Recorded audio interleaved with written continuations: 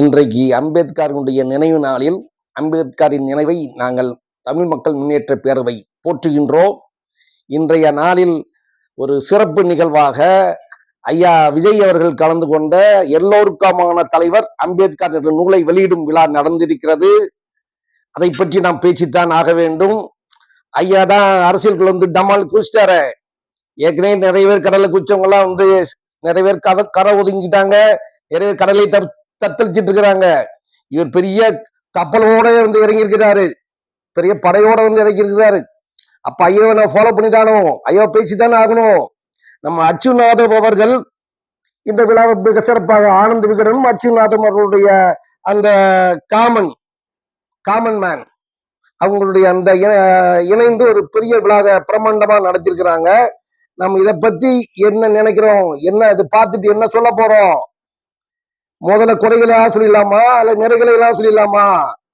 முதல்ல மைனஸ் அவர் சொன்னாரு, அவங்க சொல்லியிருக்காரு மக்கள் மைனஸ் போயிடுவாங்கன்னு சொல்லியிருக்காரு ஒரு வார்த்தை ஐயா விஜய் அவர்கள். அந்த மாதிரி மைனஸ் முதல்ல சொல்லும், அப்புறம் பிளஸ் எல்லாம் சொல்லும். அர்ஜுன்நாதன் அவர்கள் இந்த நூலை வந்து எல்லோருக்குமான அம்பேத்கர், எல்லோருக்குமான எல்லா மக்களுக்குமான அம்பேத்கர் அப்படிங்கிற அந்த நூலை வெளியிட்டது ரொம்ப சிறப்பான நிகழ்வு. அதுல வந்து நிறைய வேறு அவர் வந்து கட்டுரைகள், ஒரு 30 கட்டுரைகள் இருக்கின்றன. நிறைய பேர் அதை பத்தி கருத்துக்கள் சொல்லியிருக்கிறாங்க. அவரோட வாழ்க்கை வரலாறு இருக்கிறதெல்லாம் வந்து ரொம்ப அருமையான விஷயம். இந்த புத்தகம் வந்து இந்தியா முழுக்க முதல்ல வந்து இந்த பள்ளி மாணவர்கள், கல்லூரி மாணவர்கள் கண்டிப்பா அதை படிச்சு தெரிஞ்சுக்கணும். இது ஒரு பிளஸ். மைனஸ், அர்ஜுனாதவன் அவர்களை பத்தி அங்க ஆனந்த விகடனை பத்தி இன்ட்ரோடக்ஷன் கொடுக்கும் போது பிரம்மாண்டமான கொடுக்குறாங்க. அதுக்கு உண்மையில நிறைய வரலாறு இருக்குது அப்படின்னு சொல்றோம். ஆனால் அவர்கள் இந்த மாதிரி விஜயை மேடை ஏற்றுவதற்கு அர்ஜுனாதனுடன் சேர்ந்து அம்பேத்கரின் புத்தகத்தை மேடை ஏற்றுவதற்கு ஒரு ஆரிய ஆதிக்க அந்த பத்திரிகை தான் இவர்களுக்கு கிடைத்ததா? இதுதான் எங்கள் தமிழ் மக்கள் முன்னேற்ற பேரவையினுடைய கேள்வி. சரி, அதைத்தான் விடுங்கள். அடுத்து அர்ஜுனாதன் அவர்கள் பேசும்போது என்ன சொல்றாரு, அவர் பத்தி சொல்லிக்கிட்டே வராரு பிரமாதமா. அதெல்லாம் நல்லா இருக்குது. அது அவருக்கு சொன்ன விஷயம் வந்து இந்த பவர் ஷேரிங்கிறது அவர் போட்ட முதல்ல விஜய் போடுறதுக்கு முன்னே விஜய் தான் குண்டு போடினாரு. விஜய் போடுறதுக்கு முன்னே அர்ஜுனாதன் தான் தமிழ்நாட்டுல பெரிய குண்டை போட்டாரு. அப்போ அந்த குண்டு நல்ல குண்டு தான், எல்லோருக்குமான தலைவர் மாதிரி எல்லோருக்குமான பவர் ஷேரிங் வேணுங்கிறது இவங்க நம்ம விடுதலை சிறுத்தைகளும் ஐயா திருமாவளவனும் ஆரம்ப காலத்துல இருந்து பேசியிருக்கக்கூடிய கருத்து தான். இது எல்லாராலும் வரவேற்கப்பட வேண்டியது, எல்லாரும் மதித்து ஏற்றுக்கொள்ள வேண்டிய திட்டம் தான்.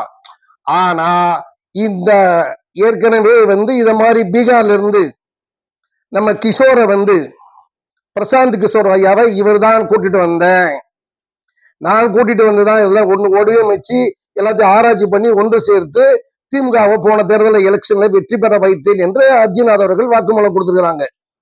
அப்ப இங்கேயும் ஆரிய ஆதிக்கம் வந்துதான், அவருடைய உதவியை வாங்கிதான், அவரோட கூட்டு சேர்ந்துதான் ஒரு கட்சியை வந்து நாங்க ஜெயிக்க வச்சேன்னு அர்ஜுனாத் வாக்கு கொடுக்குறாங்க. இவர்களுடைய விடுதலை சிறுத்தைகள் கட்சியும் ஐயா திருமாவளவன் அவர்களும் ஆரிய ஆதிக்க சக்திகளுக்கு எவ்வளவு எதிரானவர்கள் என்று தெரியும். அப்ப இந்த மேடையே ஆரிய ஆதிக்க மேடை. ஐயா நம்ம அர்ஜுனாத் அவர்கள் சொன்னது வந்து இவர்களை பின்பற்றி ஒரு அத மாதிரி ஒரு கம்பெனியை நான் நடத்தினேன், அப்படி ஜெயிக்க வச்சேன் அப்படின்னு சொன்னாரு. இந்த ரெண்டும் வந்து பெரிய வீக்னஸ் பாயிண்ட், பெரிய மைனஸ் பாயிண்ட் இவங்களுக்கு. விஜய் மொழியிலே சொல்லல, அவர் மைனஸ் வார்த்தைகளை யூஸ் பண்ணிருக்கிறாரு. அது மாதிரி இதை வந்து அம்பேத்கருடைய ஒரு விழா, அந்த புத்தக திருவிழாக, அறிமுக திருவிழாவாக இல்லாம அரசியல் திருவிழாவாக நடத்திட்டாங்க.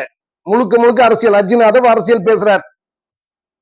என்ன பேசுறாரு, ஐயா திருமாவளவன் தான் இங்க இல்ல, ஐயா திருமாவுடைய மனசாட்சி இங்க தான் இருக்குது அப்படின்னு சொல்லிட்டாரு. அப்புறம் வந்து அரசு ஆட்சி, அரசன் ஆட்சி இருக்கக்கூடாது, மக்கள் ஆட்சி தான் வேணும்னு பேசியிருக்கிறார். இங்க பாருங்க, ஐயா திருமாவளவன் எல்லாரும் கேள்வி பண்றாங்க, யூடியூப்ல கேள்வி பண்றாங்க, ட்விட்டர்ல கேள்வி பண்றாங்க, மக்கள் எல்லாம் பேசிட்டு கேள்வி பண்ணிட்டு இருக்காங்க. தப்புங்கிறோம் நாங்க தமிழ் மக்கள் முன்னேற்ற பேரவையில வன்மையாக கண்டிக்கிறோம். ஐயா மிக்க இருக்கிறதுலே வீரமானவர் அவர் தான். எப்படின்னு கேட்டீங்கன்னா, தன்னுடைய சொந்த கட்சியினுடைய செயலாளரையே அனுப்பிச்சு அவரை வச்சு விழாவை ஏற்படுத்தி அந்த விழாலேயே தன்னுடைய கூட்டணி இருக்கக்கூடிய கட்சியை வந்து அரசன் கட்சி அந்த கட்சி ஆட்சியில் இருக்கக்கூடாது அப்படின்னு சொல்ல வச்சுக்காருன்னா எவ்வளவு தைரியம் வேணும்? இப்படி பாருங்க. அப்படி பார்த்தா திருமாவளவனுடைய தைரியம் எவ்வளவு பெரிய உன்னதமானது அப்படி பார்க்கணும் நீங்க. சரிங்களா? அதே மாதிரிதான் ஐயா விஜய் அவர்கள் பேச ஆரம்பிச்சார். ஐயா விஜய் அவர்கள் இதை ஒரு பேருரையாற்றுவார்னு எதிர்பார்த்தோம். வழக்கமா இந்த புத்தகத்தை பத்தி புத்தக அறிமுக விழால என்ன செய்வாங்கன்னா, இந்த புத்தகத்தை முன்கூட்டியே கொடுத்துருவாங்க. இந்த புத்தகத்தை இப்ப வழங்குறவங்கள்ட்ட முன்கூட்டியே கொடுத்துருவாங்க. அவங்க படிச்சு பார்த்து புத்தகத்துல என்ன இருந்து சொல்லுவாங்க. அதே மாதிரி ஐயா விஜய் அவர்கள் அம்பேத்கர் அந்த புத்தகத்துல என்ன இருந்துச்சுன்னு சில முக்கியமான கருத்துக்களை வெளியிட்டாரு.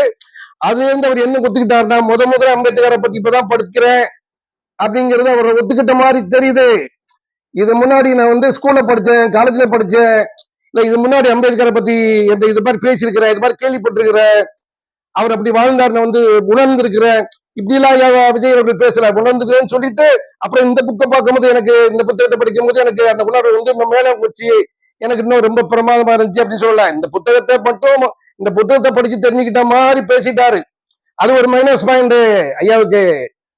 அதுதான் மைனஸ் பாயிண்ட்னா, ஐயா எங்கேயாவது இப்பதான் முதல்ல மாநாடு நடத்தினாரு, கட்சி கொடி அறிவிச்சாரு, அடுத்து இப்ப முதல்ல ஒரு மக்கள் மத்தியில தோன்றாருன்னு எல்லாரும் பெரிய எதிர்பார்ப்போட தமிழ் மக்கள் ஏதாவது ஒரு விஷயம், ஒரு மக்களுக்கு ஒரு திட்டத்தை பத்தியோ அல்லது ஒரு கொள்கை பத்தியோ ஏதாவது பேசுவாருன்னு பெருசா எதிர்பார்த்துட்டு இருந்தா அது பெரிய மைனஸ்.